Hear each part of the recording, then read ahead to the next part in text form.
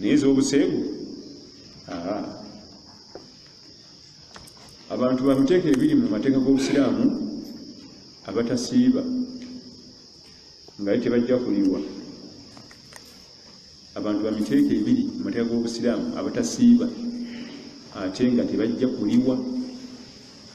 Owa safaari n'omulwadde abayogeddeko mu Qur'ani tebasiiba naye baliwa nga Ramadhaani ekoze ki eweddeko. Kati waliyo abalala babiri tebasiiba ate tebaliwa, bebaluwa alkabiru omukulu, abakadde kubanga talinayo mukisa nti aliddamu amaanyi aliwe, tasiiba ate tajja kukola ki kuliwa. Siga nti wanayitawo omwaka gumu naddamu amaanyi, mukadde khalas mama wange tasiiba lw'omukadde tasobola kusiiba ate taliriwa kuba munafu, oyo alina kuliisa. Omuntu omuteeko ogwokubiri atasiiba ate nga taliriwa almarif alladhi la yurja bara'uhu, omuntu omulwadde nga talinayo ssuubi nti aliwona, si mukadde naye nga mulwadde nga talinayo ssuubi nti buli kyakumakya nakola ki nawona.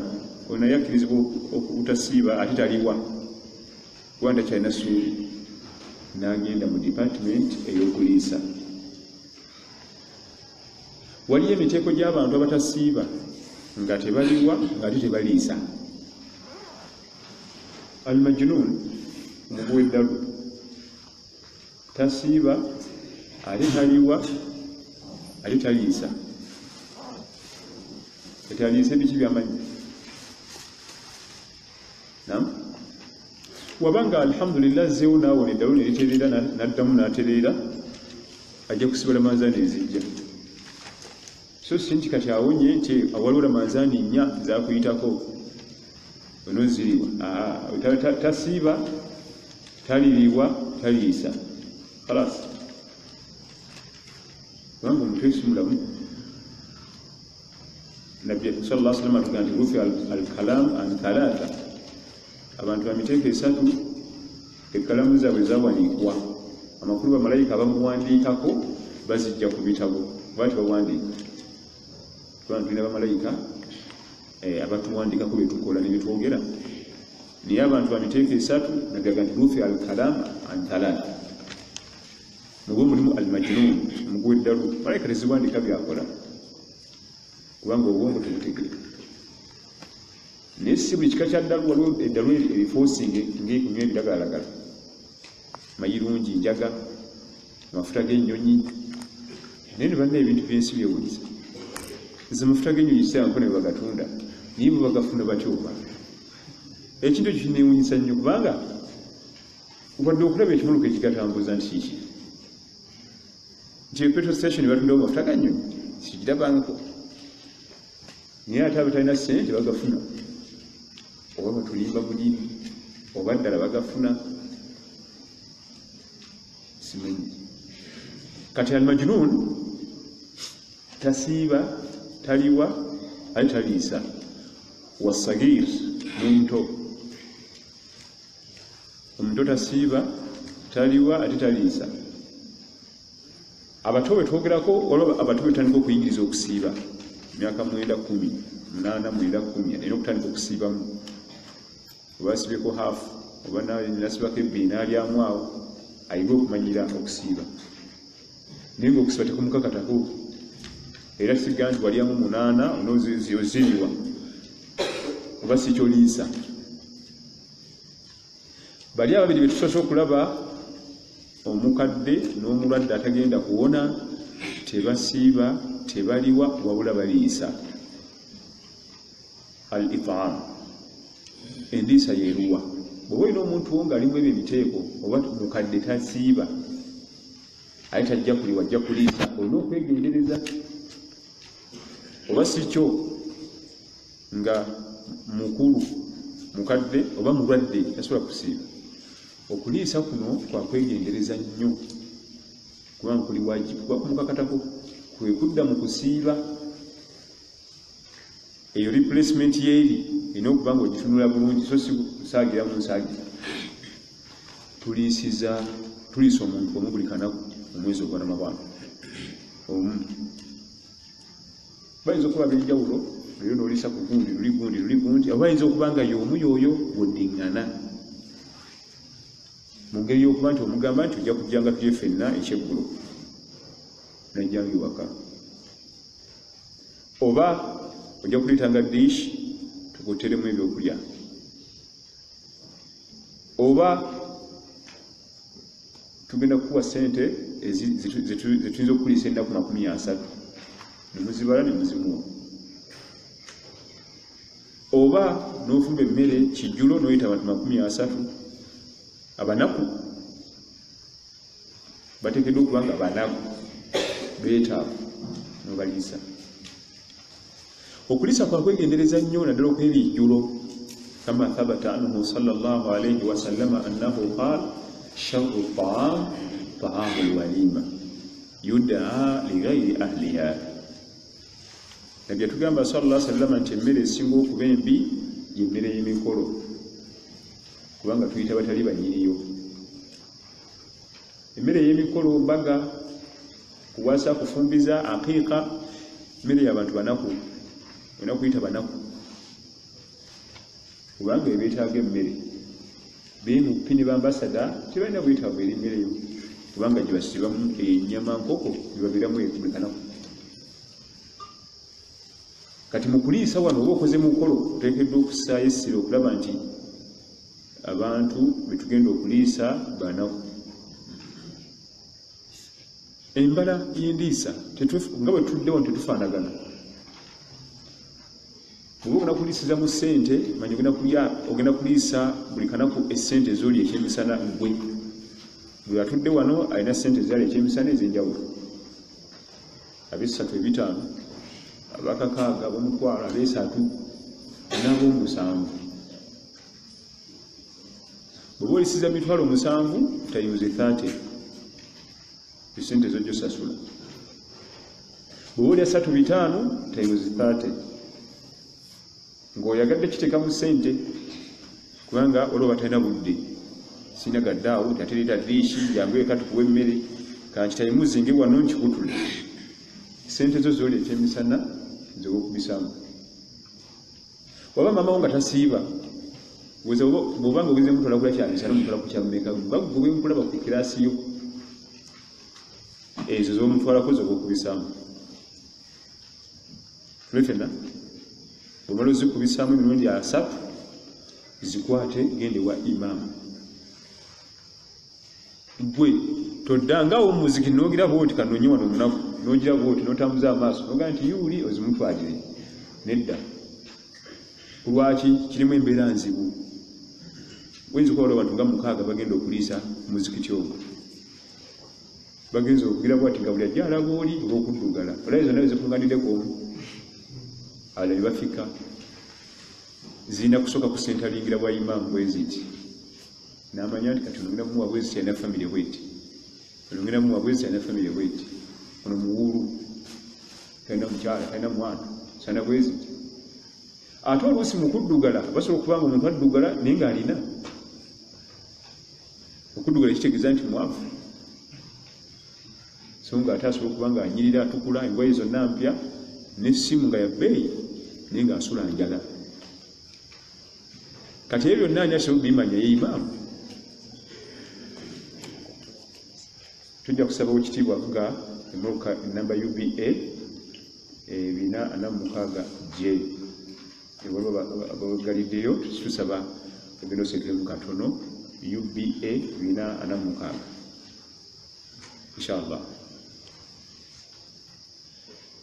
Lwaki obusiraamu bwagala nnyo ssente zisooke zisentalingire wa imaamu gye ziba zisibuka zisaasaane olw'ensonga nti esooka yasinga okumanya oyinza omulaba nga addugala nga mwetaavu kituufu naye nga ate waliwo amusingako okuba nga mwetaavu ng'okuleeta abalwadde mu ddwaliro nga waliwo alina ekituli ku mutwe bafunye accident alina ekituli ku mutwe mulala alina kiku ku ggulu bonna baba balwadde naye waliwo aliwo obubi ennyo bwe tusookerako alina wano ekituli ku mutwe kubanga niwabulaba okusinga okugulu kituufu basobola okuba nga bwetaavu naye imaamu atera okumanya nti ono asingako kuono obwetaavu.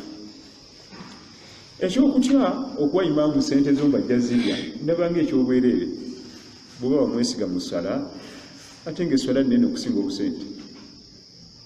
Bw'obanga teweesiga imaamu omuwa sente zo azigabire abeetaavu kati lwakyakusaaza vaawo ogenda onoonye muzikiti omulala kubanga essala nnene okusinga egyo emitwalo 2 gy'otuleetera. Niye omwesigidde emyaka emeka essala 5 z'omuwa buli kanaku.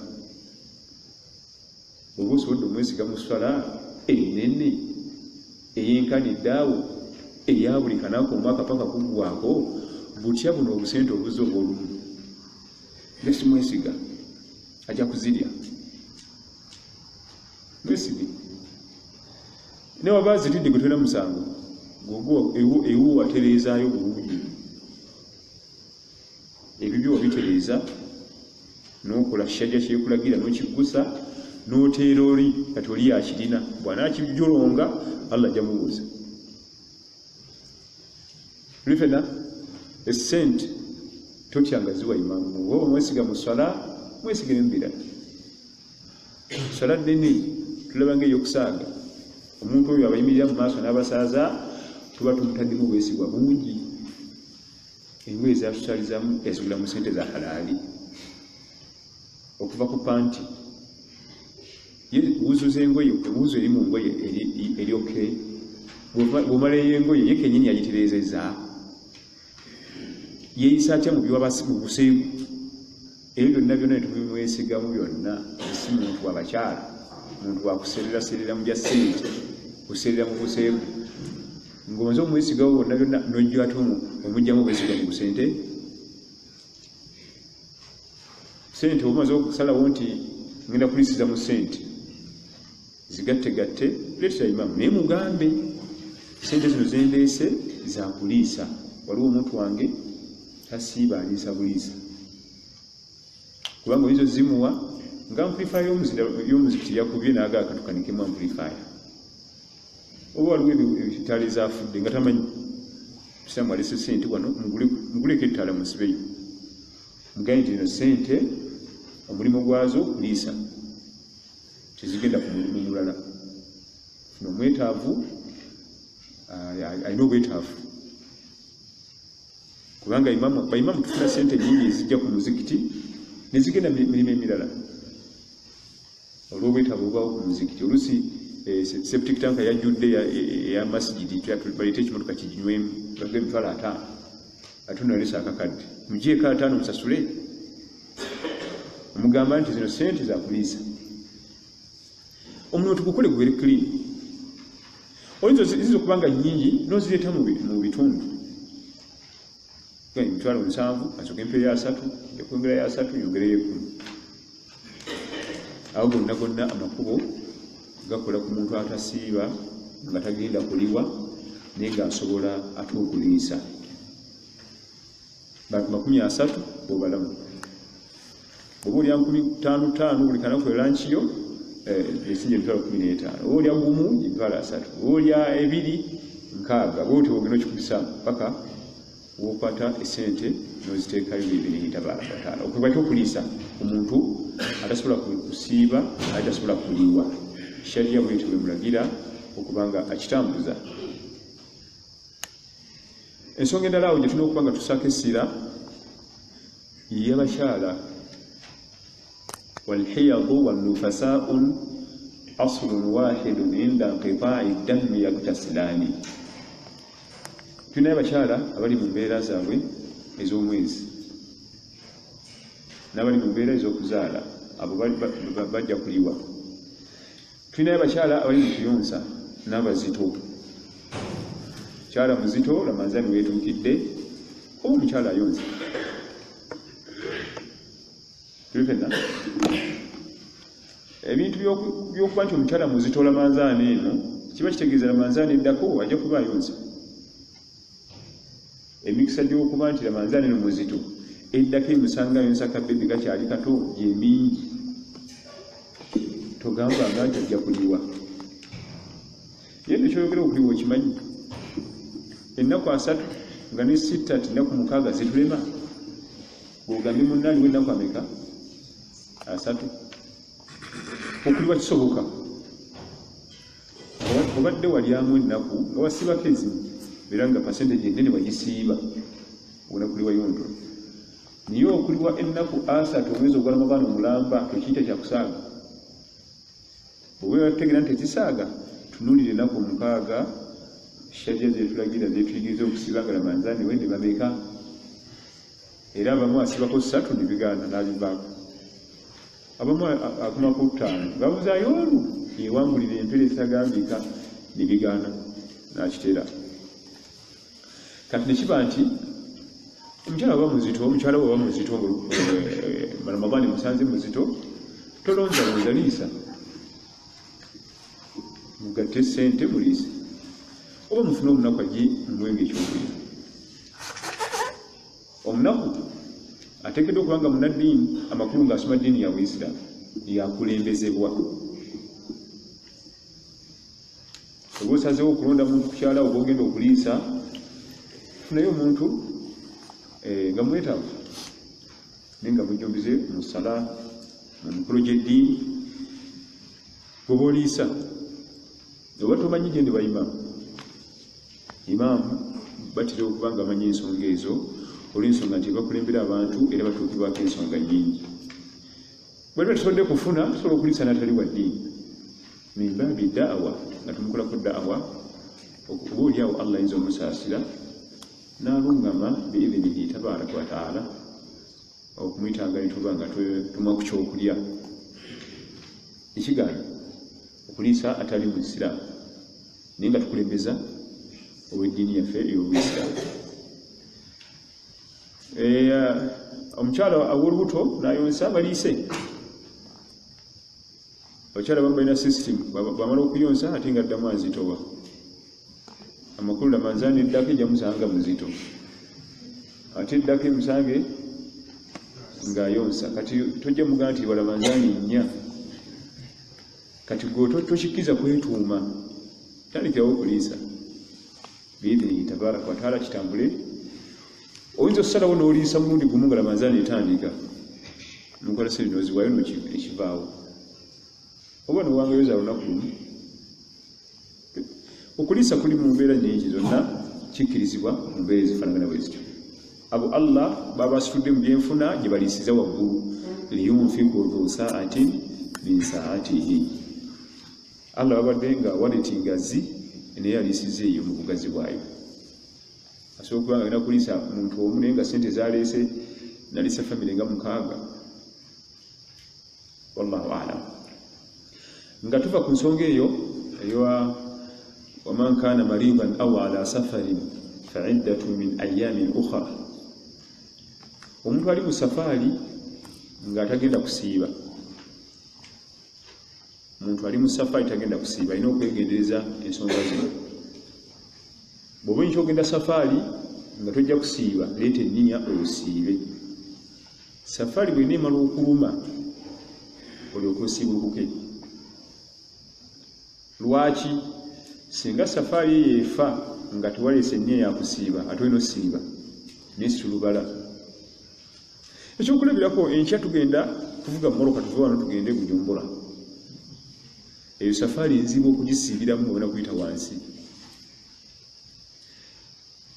leeta enniya osiibe kubanga lwaki bukya ku makya safaari neefa nga tukyazirizamu tukyagenda nkya oba tukyakkirizibwa kulya kubanga tulina kisonyiisa kulya mu Ramadaan emisana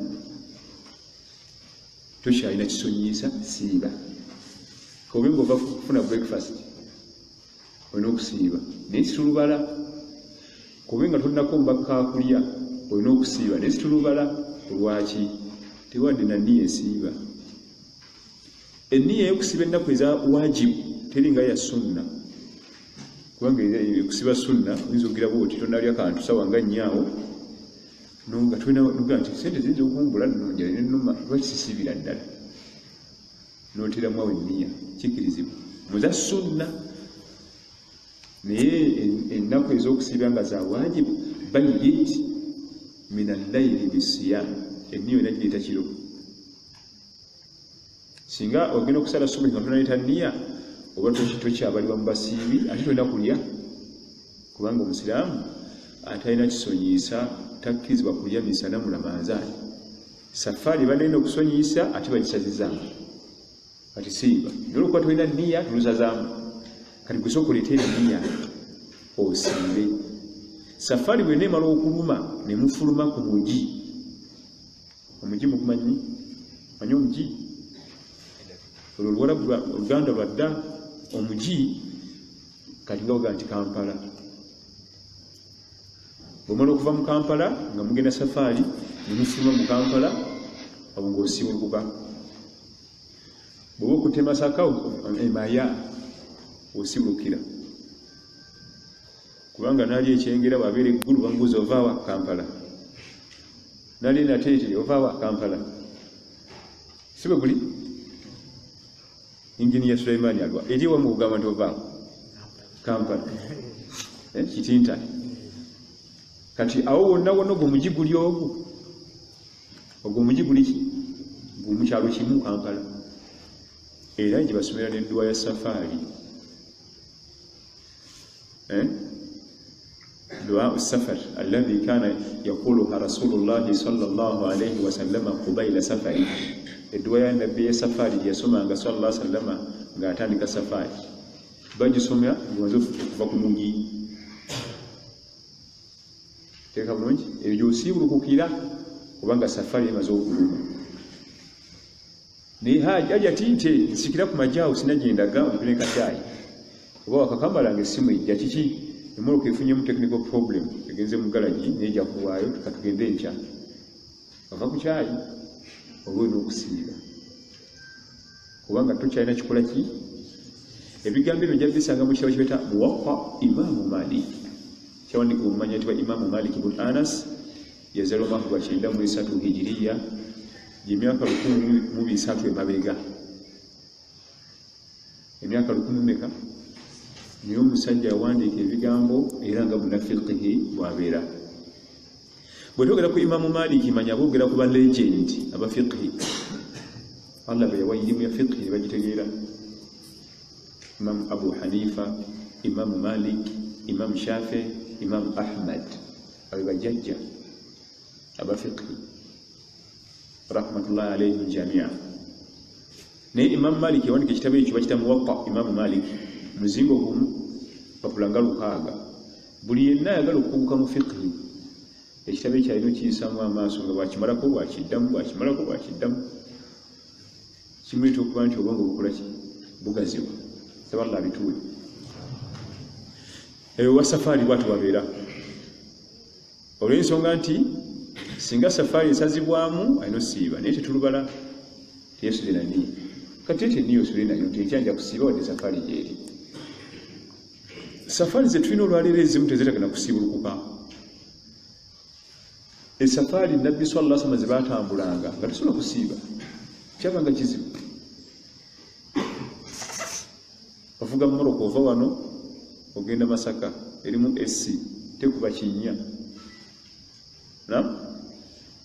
kanjagala omuntu omuganyi nti agenda vuga akagaali ave wano agende Masaka nga yasiibye gyekiri era kumutta kati bo safari zaabwe zaalinganga bulaba nti omuntu agenda ne bwogenda obulenzi wano kagaali nsana nga wasiibye mu Ramadhaani just obulenzi 32 kilometers onoosiibye osobola okusiiba yakutta muntu entambula means of transport zibakozesanga zabanga nzibu nnyo bo osobola kusiiba naye kati omuntu ava wano n'agenda e China mu Ramadhaani ng'asiibye atula mu nnyonyi ngalinga atudde wansi w'omuti ng'elyatalowewo tewali kyawulira naye nga China okuyitawo wano lugendo luwanvu kati okusiiba mu safaari ezaffe ez'olwaleero ezimu oba olina okusiiba olw'ensonga nti obanga atagenzi mu safaari obanga ali ewaka bwe banga erimu okukaluubiriza siiba kati ng'omuntu agenda okuvuga emmoroka nga yagenda okuvuga ate lugendo luwanvu asobola akkirizibwa okuba nti asiibulukuka n'aba nti ajja kuliwa munnaku ezijja mu maaso biidhinihi tabaraka wa taala faman kana minkum maridan aw ala safarin fa iddatu min ayamin ukhra yuridu llahu bikum al-yusra wala yuridu bikum al-usra. Ebyo byonna Allah okubitunyonnyola atwagaliza bwangu, tatwagaliza bizibu. Yuridu llahu bikum al-yusra, Allah tunyonnyola ebyo byonna kutwagaliza bwangu, eddiini ebenga nnyangu. Eddiini yaffe nnyangu nnyo ng'ogisomye. Gy'okuma okutula n'osoma eddiini yaffe gyekuma okuba ennyangu. Buli otagisoma eba nzibu. Anti akantu katono nnyo bwe kati oba temanyi kyakukola.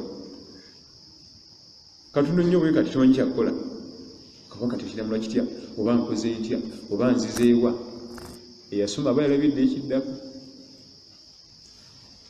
Naam. Kaga nti yuridu llahu bikum al-yusra wala yuridu bikum al-usra. Atwagaliza bwangu. Eddiini yaffe nnyangu. Bwe tulaba nti ate bw'olwala nga bakusemulula. Oba oli mulwadde tosiiba, safaari tosiiba. Oli mu safaari essola zigatte, zikendeze neeraaka. Yusr, addiinu yusr, eddiini yaffe bwangu. Gy'okumya okwekwata ku ddiini, gy'okumya okusanga obwangu mu nsi eno. Gy'okumya okwesamba eddiini, gy'okumya okuzitowerera obulamu buno obwensi bukumenya nnyo buli weesamba amateeka g'eddiini. Kubanga bwe basumulula ne bye basibye gwe batoyawula, olabanga byonna ebisibe. Yuridu llahu bikum al-yusra wala yuridu bikum al-usra. Allah atwagaliza bwangu. Notutawula manzaani eyo atwagaliza bwangu. Kubanga Ramadhani eba general body cleaning. Otuliza mwezi mulambo uli mu cleaninga body. Eddemu ebere fresh ekulu mwako guddako mu byaherefe. Gwetebereza mu okuba ng'olina dust bin eri awo, osulamu bakedo, osulamu ebyennyanja, osulamu akawunga nga biri awo. Weete ebbanga ebeewunya eki.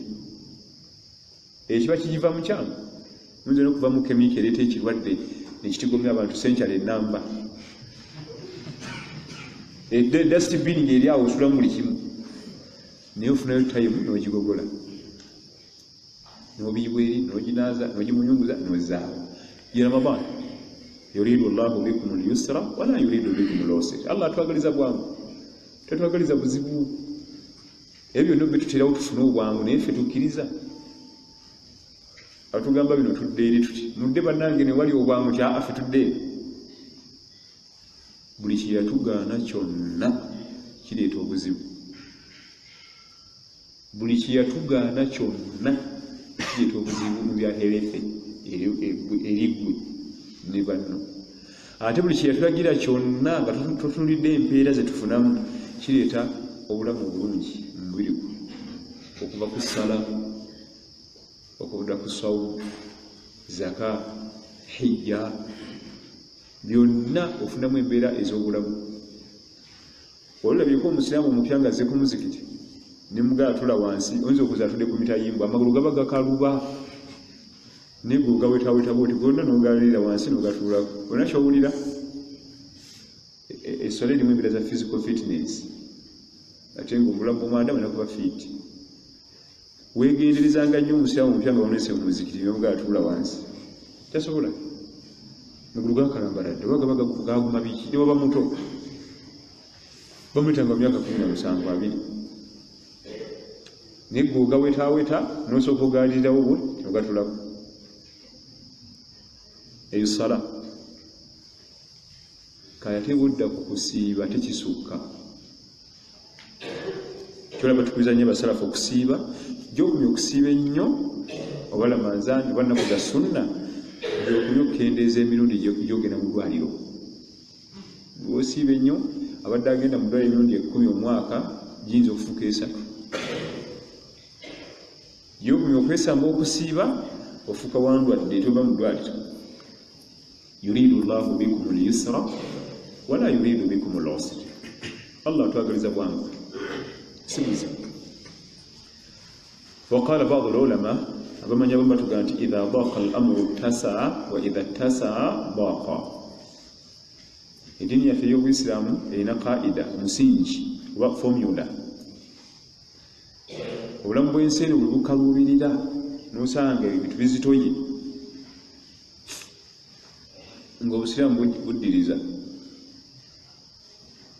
lwifenna kasita embeera z'obusiraamu edduniya nekkalubirira obusiraamu nga bujjamu natti oga nti kiki mulwadde obulamu bw'ensi bumuzitoweredde mulwadde muyi asalira bwali asalira kabbiri agatte eswala jama temukakatako juma temukakatako lamanzani temukakatako buli nsi bwekufunza obusiraamu nga bukuta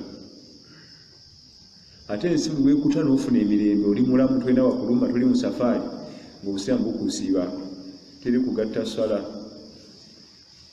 teri kuzisalako ejjuma ekkakatako ejjama ekkakatako okusiiba kukakatako kati idha daqa al-amru tasaa wa idha tasaa daqa kasita embeera ekufunza obusiraamu nga bukuta kati genda olondemu byoyagala ate singa ensi ekuta n'oba n'emirembe obusiraamu nga busiba yuridu llahu bikum al-yusra wala yuridu bikum al-usra ebyo tusobodde okuvunda olwaliro mu aya eyo waman kana mariban aw ala safarin fa iddatu min ayamin ukhar yuridu llahu bikum al-yusra wala yuridu bikum al-usra akadde kabibuuzo naam.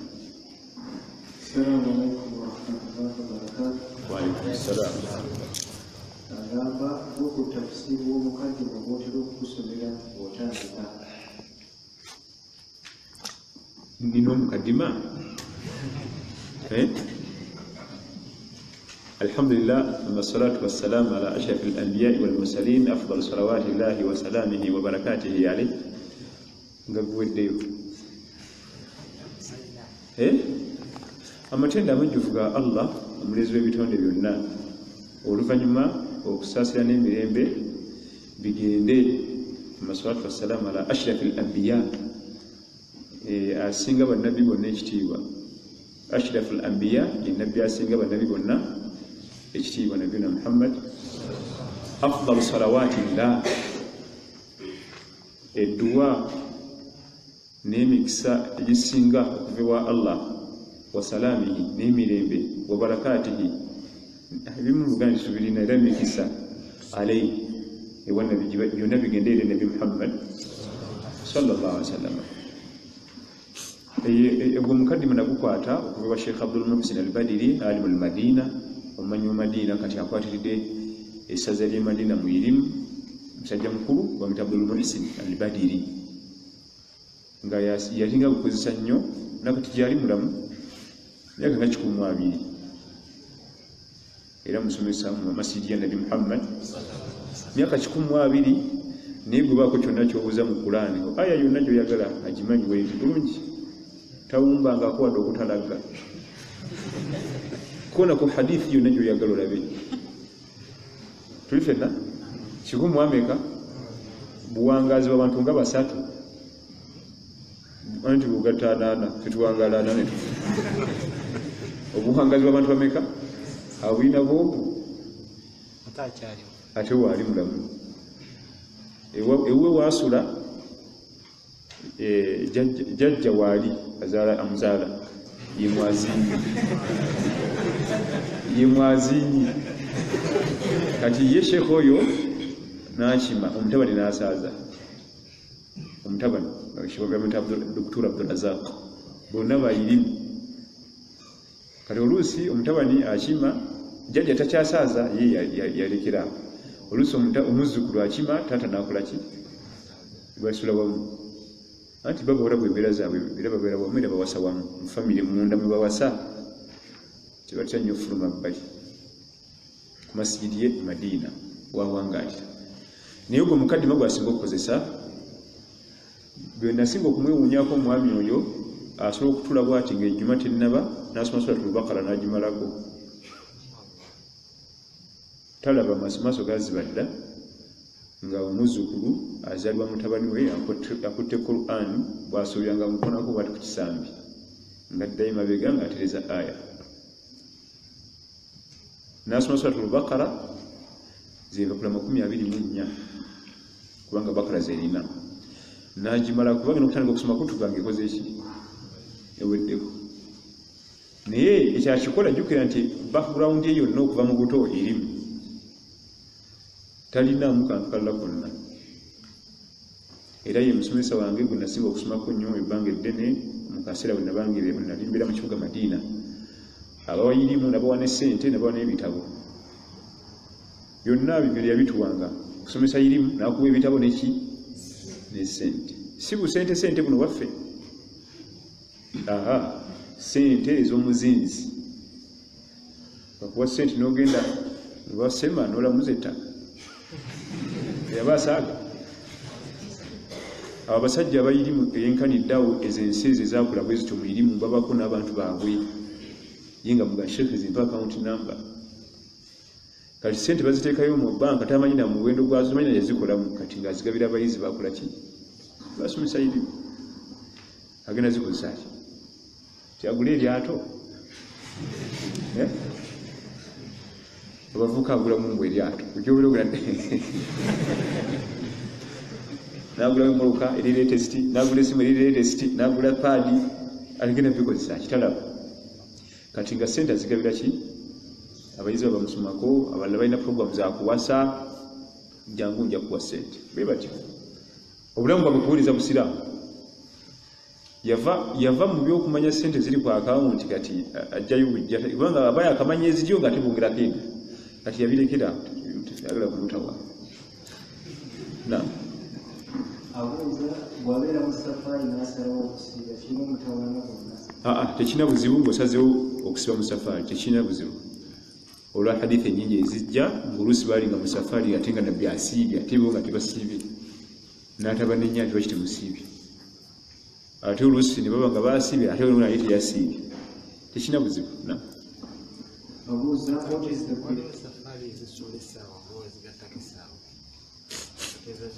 wangi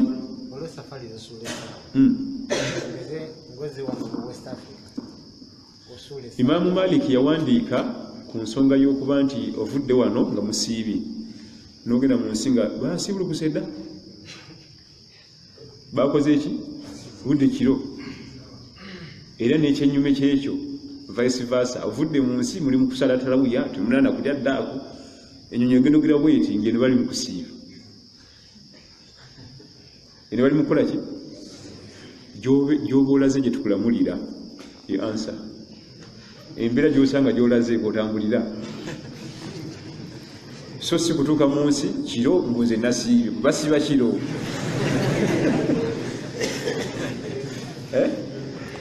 gyoba olaze ennamula eriyo totegana tobuwako kabuuzo kokola ki ogira bonakaliba kiki tugenda mutalawiya ngaofuna ebyokusibuka nawe osobodde okusalira gyoba olaze gye tukulamulira Imaamu Malik amasala bwe yagaleeta bulungi nnyo mu kitabo ekyo kyeta Muwaffa Imaamu Malik ate nno n'agasingaawo aga ti omuntu ava wano nga wabulayo ennaku bbiri bamale kola manzaani n'atuuka eri nga bali mu yiddi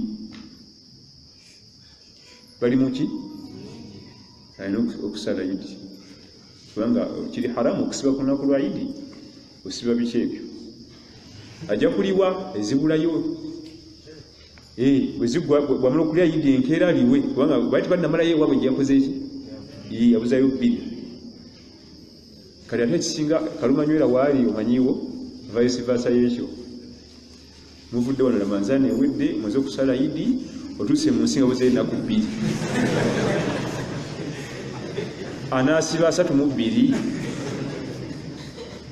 ensonga tegereka bulungi twagambye nti gyolaze gye bakola ki asibe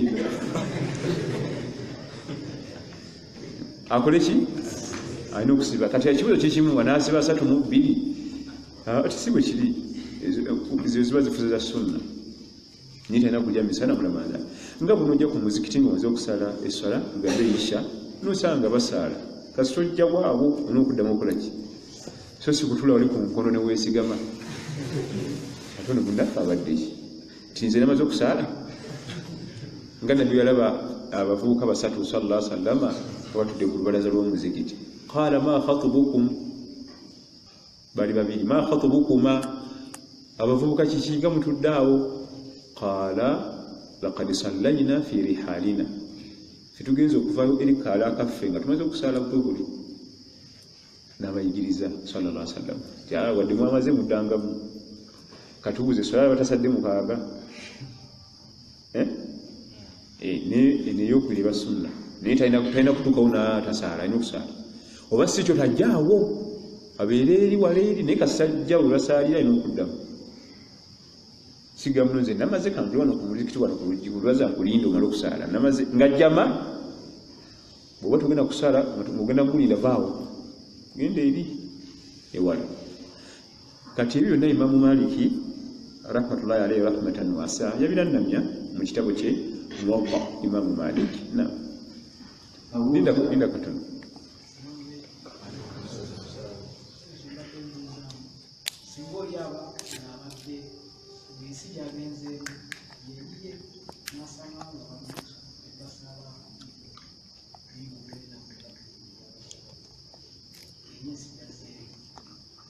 bw'abanga ensi gyagenzemu yeeyiye naye nga gyavudde badde bamazeyo nga badde bazayo bbiri anti watanaa kumalayo naye ku lunaku olwayidi tasiiba kiri haramu okusiba ku lunaku lwayidi haramun obe ngaoyagala nnyo okusiiba kubanga olunaku lwayidi yaumul akili wa shurb lunaku lwakulya nakunywa ate mbu nasiibi asooka asibuke ku yidi asaale balye ekyatandika okuliweezi bulayo kubanga gyavudde tusiba ennaku 29 basatu tagamba nti kati nga bwe nzize wano bannamulira wano nange kati ziweddeyo aba kyabanjibwa nam abuuza nti nno Imaamu gwe bawadde ensimbi zino bw'abanga ye mwetaavu akirizibwa okulya sente ekisoboka Imaamu asobola kubanga naye mwetaavu eri sente ezo naye amugambe agambe onaazireese Imaamu tobanga munansozi mugambe nti wanti olese milioni 3 nzigabira abanaku nti nze kenyini nina obuzibu lwaki ompaako ebyo kikina buzibu mugambe kyangu nnyo tayinza zikuuma ate naye obanga olina sente zoleese leka Imaamu alyeko omuntu alina Qur'ani ku mutwe ekitabo kya Allah akyetisse bw'alya ku sente zo zambidde ne liryawo ate bwambula nazigabira nayiti n'agabira Amina oli eyo gwakwana Sheikh asaza abantu eswala n'abategekera kutuba n'alya ku sente zo ne luba lutalo lwennyini kiki Imaamu tugenda kumuggyako bwe mitwalo ena egy'amasannyalaze yaziridde ena ku bye yeetisse mu yirimu obuba buli az'amaanyi buba buli az'amaanyi nga infaba tewali buzibu na abuuza amansani zitwatootinga mu myaka 16 netunafuna Imaamu nakati zibalibwa nedda za tawuba Ramadan walingawo bingi sira manzani ne swala mu myaka 16-17 wabangawo okudojinga kungi kati tawuba yabyo toddamu kudojinga tereza zino Allah ajja kusonyiwa ziri ebyo bya tawuba tebabiriwa toyinza kuliwala manzani otandikirewo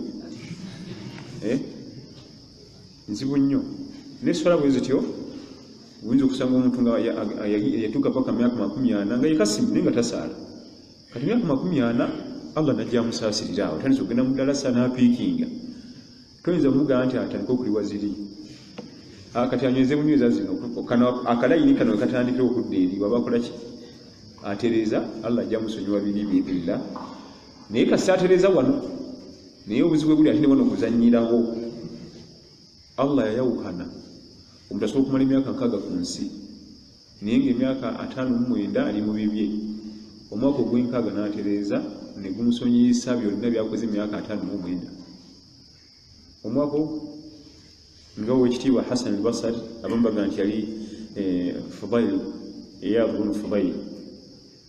bunu Iyad omu ku basalafu esanga omusajja omukulu omutamiivu gajjudde envi atagala namuwa salaamu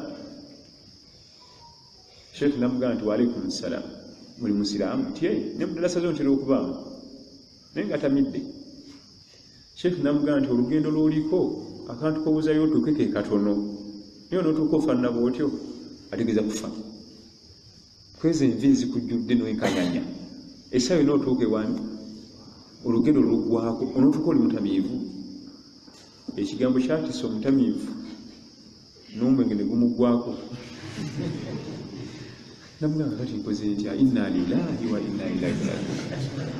Sheikh namuze ekigambo manyi kyekitegeeza nti kitegeeza nti ana lillahi abdu wa ana ilaihi raji', nze wa Allah ndi muddu era gye ngenda okudda. Nonoddayo bwotyo n'omwenge gwo. Musajja yatya nnyo nambuuza nti ompa magezi ki? Namugamba nti ijtahid fima baqiya, aka akaseera k'obuzaayo tuuke wa Allah kokka kakumala okufuna buli kimu kyonna kyewetaaga kateekemu bunyiikivu.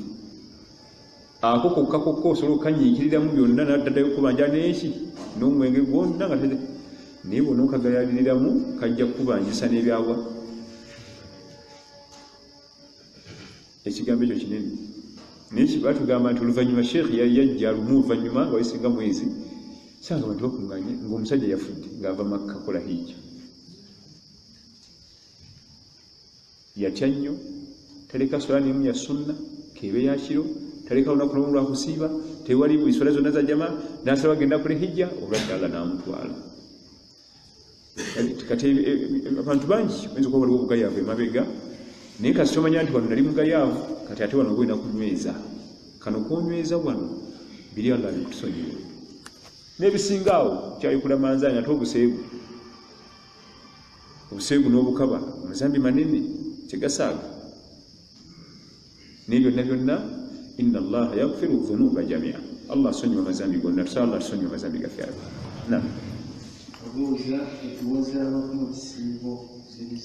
Tetulina dduwa z'abafu mu kisiibo, edduwa z'abafu za buli kanaku. Kati nga nze nyimuka okusala layini nga sabira bantu bange kulumba nasoma. Edduwa z'abafu za buli kanaku yimuka ekiro saalo sabira bakadde emikono gye gyafa. Bw'onookikola nayo Allah ajja kukuteerawo bali kusabiranga buli kanaku. Gwerinda Ramanzaani. Lwaki olinda Ramanzaani okusabira kitaawo, maamawo, mukyalawo balo?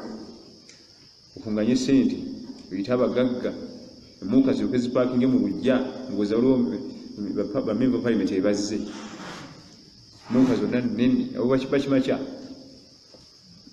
Bw'obanga oyagala kutegeka mukolo gwa kitaawo gw'edduwa nze gwa magezi ga buwa, manya nti omukadaawa yazimba masijid yakola ki? Naye ffe twagala ebintu awo abamu baba byakweraga nategese edduwa mujeyo ya taata wange abalage ennyumba ye gye yakola ki? Gye yazimba buli akabi balabe bamutenda alina amatiribona gw'amaka olujja compound yamalako $2,000,000 najja mujje mbalambuza ennyumba kakati wano kuwuga wali baata kakati na olite ebitalina makulu empeera mukadde wosobola omukolera n'afuna empeera zitagambika weewali lwakuba oli mukafo kalala gy'ozinoonyeza. Kale ebiwezaana eza Ramadhaani tetuzirina. Nabbi yasiba Ramadhaani 9 sallallahu alaihi wasallam tiyera bwako olunaku nalumu ng'ayisa abantu bakole edduwa ya mukyala we Khadija, naye teyafa teyamuluma yamuluma yene ne basajja be bajenerozi baafa bangi. Hamza yandigenda tugenda kukola dduwa ya Hamza muleete emmere bandiganyo gireete ku bisibo omwenda byonna teyalinamu dduwa ya mufuna engi. Oba ndowooza ffe tumusinga okwagala eddiini katajagala bulungi. Kaakati ate ebintu ebikwewuunyisa oli bw'omugamba nti ffe twakola tulaba bino ebyamu by'ekitabuliki tujja kubisobola. Nze nkuze ndaba basoma dduwa waka byonna biwakula olaba nakati byokola byonna biwakula olaba kati byokola. Ezo entebe z'olina kati ziwakuliramu waka lwaki togula zizi bakulula? Eddagala ly'okozesa kati ng'olwadde luli walyokozesa wandige nti ezo empeke zammwe empya sizimira njagala zizi kutwakulira. Ebirala byonna tukkiriza abavuka basomye baleese sitayire endala baleese nankani kituufu, naye kati tudda ku ddiini nti baveeko abo ffe twakula tulaba bino. Kati bajjajja baffe baali basoma ekyenkana ky'eddiini. Nebuuzamu muzeeyi wange muzeeyi Sheine ani yamuyigiriza okusoma Qur'ani era yamuyigiriza yali asoma ekyenkana ki? Abaaliwo mu kaseera ako yenyimu gye baalina yeeyo. Mwe mumaze okukoleza abantu bagenze e Saudi Arabia baleese amadiguli mu Quran, mu fiqh, mu hadith, buli kimu, buli department bina diguli weziri wano. Kati tuki kye twetaaga ekirala? Buli department yonna diguli tuzirina wano okuva ebuwalabu. Tujja kwekwasa kirala. Ebyokugaa nti nze nkuze ndaba abakadde bange basomanya siini kabaani ya siini si kituufu. Ebirala tubivuddeko bye twakula tulaba. Jjajja wange bamutanga Yakubu Kyeyune eryantonde. Engoma nga yemeeza. Kati nange ndeeta engoma. Mukyala ategeka emmere. Akatebe nga bakaweta bwe bati. Bwamala okukatulako nga bakazinga bateeka mu nsonda. Bwajja nga bakawetulula. Mumabulabako obwo obutebe. Kati nange bwe mbangula nteeke mu ddiro lyange. Nandige nti nze nkuze bye ndaba njagala ngoma abantu basomye. Ebyo gambo nakula ndaba bino birala. Abuuza okusiiba sitati oba asobola okusiiba sitati oba asooke kuliwa? Asooke sitati kubanga sitati erina akaseera kafunda ya mwezi gumu ate okuliwa kulina emyezi 11. Okuliwa Ramadhani kulina emyezi 10 sitati erina gumu. Ekisiibo kiri erina ennaku z'atamalayo naye ate kino kituuka nga tazisiibye akola atya? Ekisiibo kiri ekyayita waliwo ennaku z'atamalayo atasoma esiibo. Obugayaavu si kirungi kugayaala mpaka Ramadhani kusanga empya nga tonnaliwa. Obugayaavu era kyabulabe nnyo oba olina omuzannyo mungi mu ibaada. Emyezi 11 ennaku 5 nezikulema okuliyiramu. Ennaku 5 zebalyamu. Obugayaavu tebukkirizibwa. Simanyi kyabakola. Ramadhani empya etuuse ate zitannaziriwa simanyi ansi. What is the criteria of selecting an imam? Imam Nabi yamulonda sallallahu alaihi wasallam ya ummul qawm aqra'uhum li kitabillah.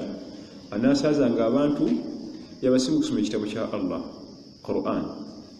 Si yabasinga okukwata ekitundu ekinene, wabula okutereeza ensoma, makharij al-huruf, obufimu bw'ennyukuta, ahkamu nuni sakina wa tanwin, amateeka ga nuni ya sukun, ahkamu al-wuquf wal-ibtida, amateeka gafuga ennyimirira n'okutandika, tarqiq, tafkhim, okugezza n'ennyukuta n'ogitoniya, amanyi ebirala n'otusaaza. Fa in kanu fil qira'a sawa, bwe kibanga waliwo abenkanankana mu kusoma Quran nga tutunulira fa akbaruhum sinna, abasinga emyaka obukulu. Kubanga obukulu mu sharia kitunulirwa nnyo atusingako ku myaka abajja tusaaza. Bwe kigenda bwe kityo nakyo nti ate era mu bukulu mu myaka abalina benkanye bonna bali mu myaka 55 fa alamuhum bisunna, abasinga okutegeera hadithi za Nabbi sallallahu alaihi wasallam.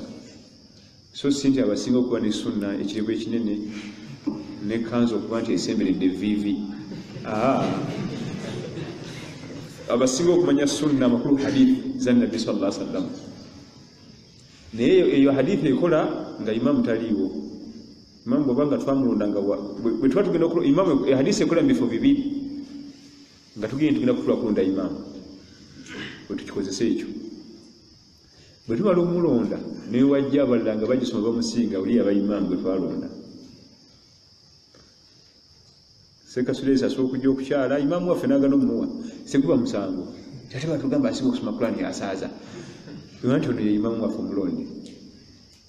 Hadisi ekola nga olukiiko lukule tugenda kulonda imamu, oba nga imamu abuzeewo tusaaza nga ffe tuliwo twala kweronda mwani akola ki atusaaza. Awo nawo tugikozesa. Wabarakallahu fikum. Abuuza singa ajja ku jjuma n'asanga bali ku tashahhud amalayo n'akabiri oba asala dhuhur? Asala dhuhur.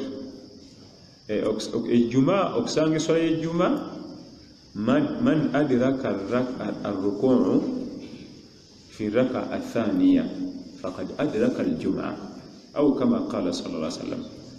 Ebyo tugamba sallallahu alaihi wasallam bw'osanga rukuu nga bali ku mavivi mulage ey'okubiri oba osanze ejjuma.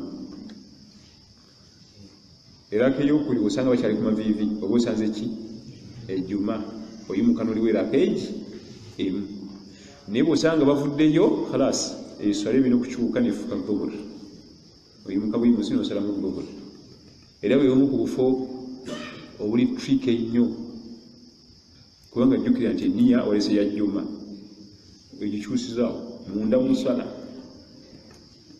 tebakkiriza kukyusa niya ng'oli wakati mu ibaada tekikkirizibwa eniya ena kuva bweru eri naye ate abo bakikkiriza mweyo eswala sanze imamu maze okuvaayo okulaka eyokuli sami allahu alhamda khalas oba ojja kusala mu salaati dhuhur wallahu alam nam abuuza ejjuma emusanze mu lugendo amaze okugisaala akkirizibwa okugatta kaasulu nedda ekisooka owa safaari ejjuma temukakatako banaye bwe twogera ku muntu wa safaari twogera omuntu ali on the way bali mu lugendo bakola ki bagenda naye omuvudde wano mumaze okuyingira lilongwe yewa Malawi abasajja ba Saudi Arabia ebintu byonna beewuunyaako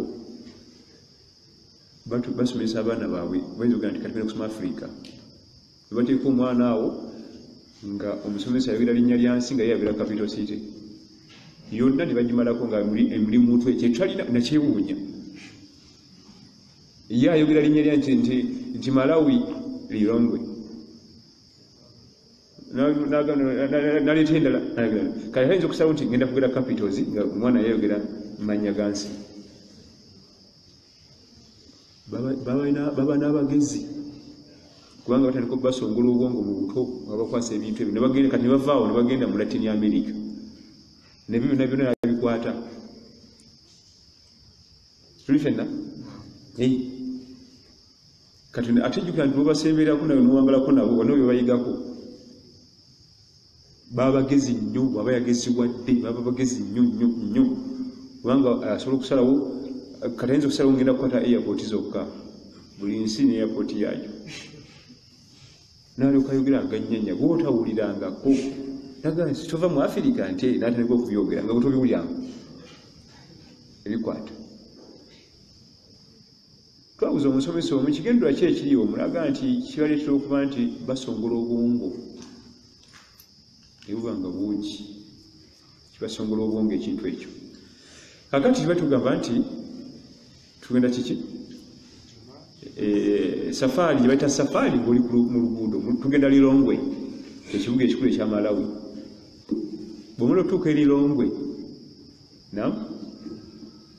nomanyi tugenda kubeerawo wiiki emu oba tukyali wa safaari genda osala ejjamu era basalafu batusingira ye kasi amala okutuuka bw'ati nga tandika layirize n'okusiba male n'olwokuna naye ffe atuuka eyo nze ndi wa safaari ayinza n'okubeera era ndani emyaka ena ng'asala ku ssala twaddire obutagala kusaala nitugifuula eddiini abasalafu ng'olutuuka bw'ati leero lwakumika nti enkya mande enkya genda kusiiba kubanga ogenda kubeera awo ennaku oba wiiki emu ba mwezi ate ibada ozigayalirire ekyo nno kireeta n'obugayaavu kati oyinza okumalayo omwezi ng'oza ndi wa safaari ndi wa safaari tosaasaala kiro tosiba mande na lwakuna kati ogenda okudda ng'obugayaavu bukuyigiddemu bo nga tebakikola kasitamala okutuuka nti tutuuse nti watandikira kati ejjuma bw'obanga oli mu safaari ku luguudo ng'ogenda gireke naye bw'oba otuuse gy'olaga saala naye tekimanyikiddwa nti omala okusala ejjuma ogattako aswiri nedda kyokola ejjuma girekere ddala sala dhuhurira kabiri osale n'aswirira kabirika naye tebagigatta ejjuma tebagigattako ejjuma tegattwako eringa salaati subuhi naye tebagigatta ogigatte nerwa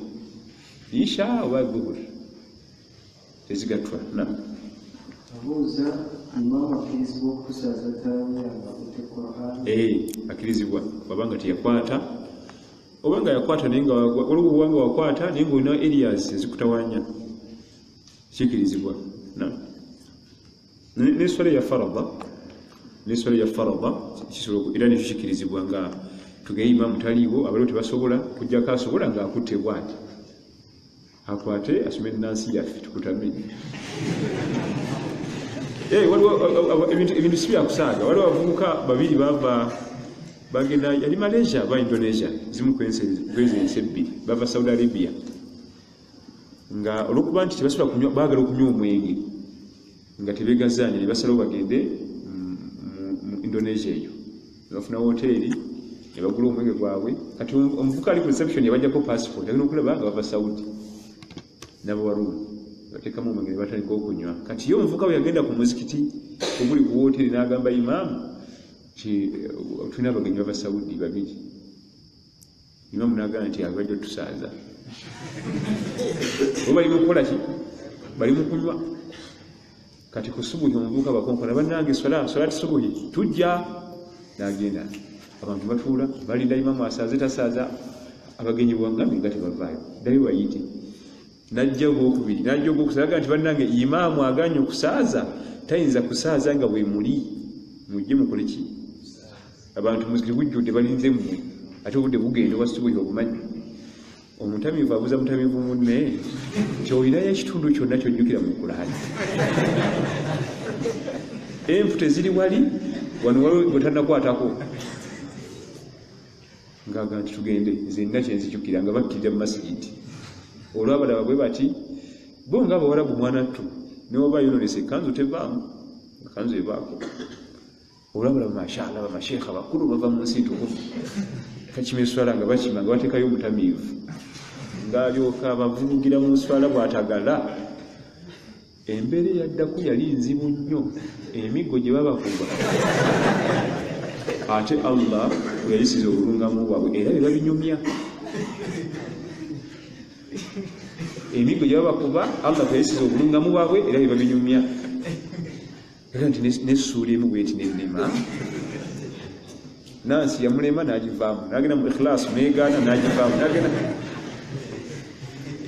oliti ogenda kutuukako mu ruumu nga emputa ezokka zokka eziri wali nsofu waliwo n'obutanakwatwako kati ate Allah n'abayisaasa ne balungama ate babinyumya nti ffe baatukuba miggo nga tutamidde mu Indonesia eyo kwe kudda ku ddiini naye twali twagikola ki twagivaako kati kisoboka okuba kati sula z'abalema nga bujjakwatako emulimu bujjakwatako emulimu naam. What does Islam teach about having a dog for security at home? Nabbi yatugaana sallallahu alaihi wasallam okulunda embwa okujjako emigaso esatu. Ashabul mawash abalina faamu z'ebisolo nte, mbuzi, ndiga bakkiriza okuba n'embwa naye guma ku faamu abantu balina okuzibba. Ashabul mazari abalina faamu z'ebirime ate byonna babiyita faamu abazungu nabo shamba nga nnene bakuliko nanasi musiri gukomeeyo naye akkiriza okuba n'embwa naye ng'ekuma shamba. Ne asaid abayizi abo bakkirizibwa okuba n'embwa mu busiraamu naye era zikola giri emirimu kuyigga omala okuyigga giteeke mu keegi ku eya faamu tejeeka faamu ey'ennimiro ne faamu ey'ebisolo naye mbunze embwa njagala nnyo embwa nze nunda embwa njagala embwa ikuume waka njagala embwa ya security nedda omusiraamu taba na mbwa. Lwaki obusiraamu tugaana embwa ennyo okuzisembeza ewaka za bulabe? Omumwa gw'embwa gwonna gujjuddeko amalusu agalimu obuwuka obubulabe eri omusiraamu. Olowooza mujaziwa eddagala nja kukola ki si nnungi olite erinnyo ly'embwa liruma eggumba liri kutula embwa eri amagumba kakiba kitegeeza nti bwe beekutte ku mwana Adamu ennyama obunyama. Natumirako nalinnya embwa mu paakingi otusuza emmoroka nagirengera nga yeebase kati njagala nsembeze ngikooneko ewulire eveewo kati era kali mutulo tungi naye yalumawo ne wajja ebituli eruma ebbaati nerijjamu ebituli naye ngaeruma mmotoka era nena kutwala baddemu bakolewo bituli byennyini nenga nti nga tebakunkwatako bweba ebbaati erikulimu ebiki ebituli kati tetulunda mbwa nam embwa nabbi yazikiza kwabo basatu era bw'obanga olina embwa ewaka Allah akusalako empeera buli kanaku qirat ezenkana Uhudi olusozi Uhudi zofiirwa buli kanaku. Jjukira nti empeera zennyini ozinoonya tuzinoonyeza mu kiwato ng'amazina ate bataneko zisatu tuli bubi nnyo nnyo mu mpeera ate bataneko zikekejjula tulifena neziri embwa ez'emiteeko esatu ze bakkiriza Allah yazogerako mu suratu Maida ng'etandika mukallibina tuallimunahunna mimma allamakumullah fakulu mimma amsakna alaykum wadhkuru isma Allah alayhi. Waliwo okukkiriza obulina okubaawo tugikkirize nti okkiriza ogibiyigisa mu busiraamu, eyo okkiriza ogikumisa kufa bakuziwa miteeko emeka esatu. Akamu bwe kabulako tekuuma teriga eba out. Tekeddwa okuba alina okukkiriza obusatu. Akakkiriza akasooka training nga yatendekebwa, kibayita okutendekebwa kyekiruwa muba mulina ennimi ze mukozesa ng'osobola okugiduumira nemanya nti kati kulumba, n'ogiduumira nemanya nti kati sigenda kulumba wadde bali bazze mbalaba naye baŋŋaanyi. So si gwe kuweereza biragiro birala ng'ate ekola biki nti oba lumba ate ng'etudde. Naam, mu suratu Maida ng'etandika ebinyonyola bulungi eteekeddwa okuba nga ntendeke. Ekyokubiri eteekeddwa okuba nga bwe beeyize terya terumako. Muyizi agenze n'embwa ye kuyigga, obusiraamu bwamukkiriza ekutta akamyu teryako ereeta paka wadde enjala egiruma bweryako teba njizzi teba ya busiraamu kubanga kaserumako ekifiife situlya ennyama eddako ebijjuddemu buwuka eba tegijja kuliibwa, obusiraamu bwa bikigaana. So ate entendeke yeeyigga n'ekwata n'ereeta kati gwe bw'osala n'ogiwaako ku kyokulya. Rifena akakakulizaako okusatu kalina okuba nako eyo kekirizibwa eyigge ekume effaamu ekume ennimiro eteekeddwa okuba nga erina ekifo weebeera oba muyizi olumala okuyigga. So si kati wano waffe mu Buganda abayizi osanga embwa nga ziri ewaka ng'oza mbuzi zino ziri eri mbu muyizi zeetuludde waka wano bwakumawo okuyigga zibeera abalala batambula zo mumoroka bazinywegera mu bazungu. Tojja kukopa bazungu basubule mwana wange baveeko. Naam,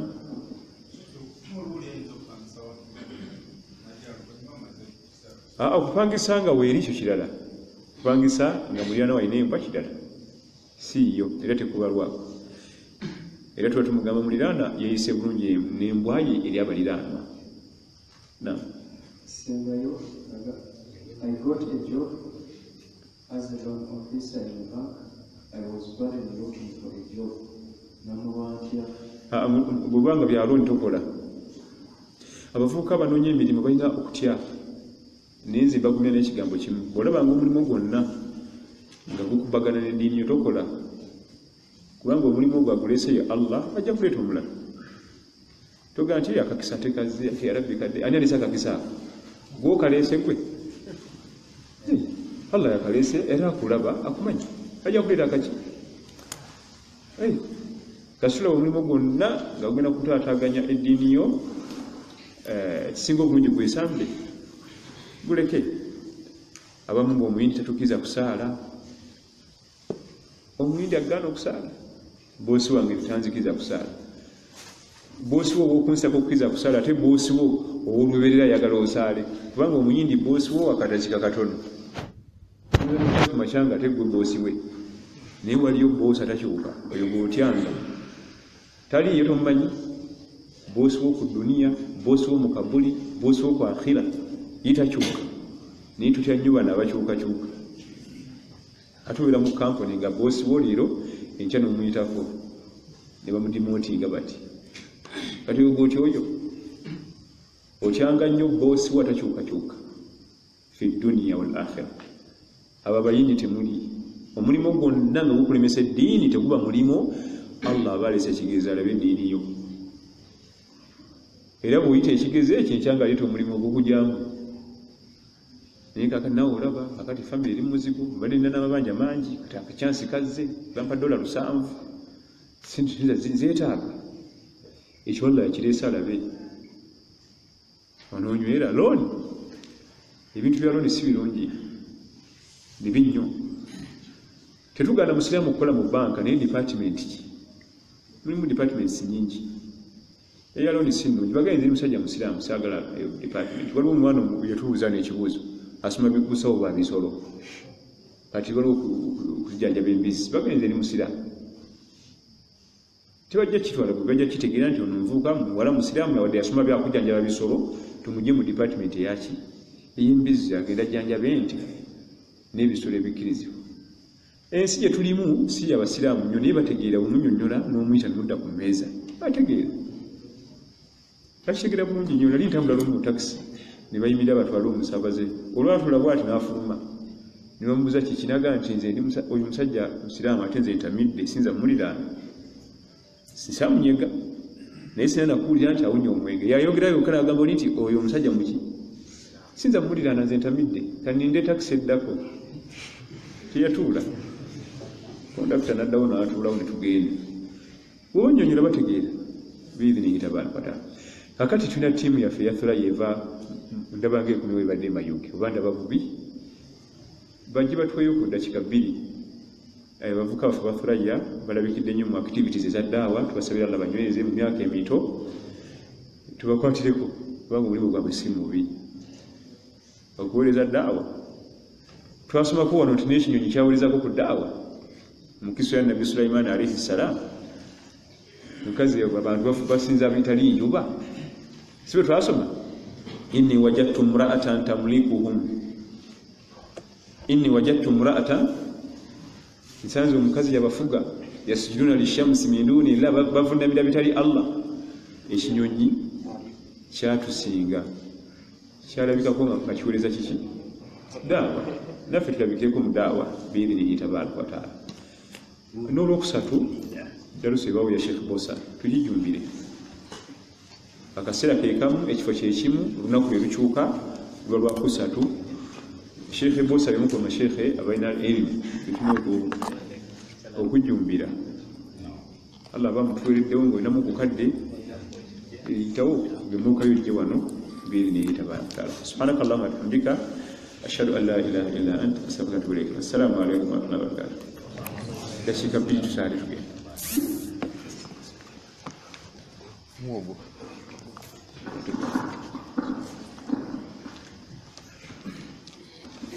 السلام عليكم ورحمة الله وبركاته. الله سبحانه وتعالى وصلى وسلم على نبينا يوم محمد صلى الله عليه وسلم. نعم. لكن كبير لازم الساعة تنبأ سوكا. Lalu bapa nude, bapa kubaya Islam media. Tuba mayuge, ura project. Orang semu ida ya masimu. Tuba kagaya bapa masimu, mamu makumi atano. Inshallah. Project hiyo ilikuwa imam abawena kunga bibi. Ne leo kipeko bimubisa tabimbana na yeye tusobola okusolicitinga twasooka okusolicitinga amasimu makumi atano. Tukoze delivery nga buli memory card za 8 GB n'emisomo gyatubajja nga tugiloadinze inshallah. Iyo packet gyetubawadde naye nga project ekyatambula biidhinillah tugenda kuddamu okusolicitinga amasimu amalala abalina esimu basic phone emitwalo 6 bw'oba ozirina tucollectinga ensimbi ne tugenda tugula amasimu mu bulk tugenda tugagaba imam nebega sana inshallah iyo project yetubaddeko kozi ne wano nawo dalasa inshallah mu Ramadan nayo tubakubiriza mugibeeremu ennaku z'omwezi nga 11 June ja kubeera wano yakola sana inshallah wananga batole kusalamu amanya ze shafiki yawe gaze pia kwa furaya leso muganda afona yabadde mu bibuuzo bali Abdurrahman mumanyi wananga batole kusalamu just salamu yokka nayo kusala inshallah. Assalamualaikum warahmatullahi wabarakatuh. Namanya kami saya kawan saya itu di market itu ada installasi. Assalamualaikum warahmatullahi wabarakatuh. Alhamdulillah.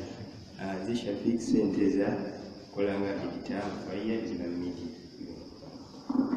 Assalamualaikum warahmatullahi wabarakatuh. Oi, eu sekali. Manyize ebya kamera si byagala nnyo amanya Nyazi Bashir nga nze producer oba akulira ebifuluma kufulani pozi bwe tubadde tugenda emayike abamu ku badivayisa ba Furayi tutambuddeko n'omu emuzeeyi waffe tubadde tusaba naye mu mulabe naye atule kusala inshallah. Assalamu alaikum warahmatullahi wabarakatuh. Mwanyishi yatuwanga badenze anzijemu mukaguwa okweyagala buli bansikambu oba wayisa agambye nti abavubuka njali abavubuka bano naye ebisangu finya alhamdulillah namanyega nyo Sulaiman Sekisamu mpabula abavubuka bano mukola gye bakola mu ddawa ndowooza nekomaawo ekirampozi njera mukadde waabwe muwujjire mu yenju. Assalamu alaikum warahmatullahi Assalamu alaikum warahmatullahi wabarakatuh. Marketing Director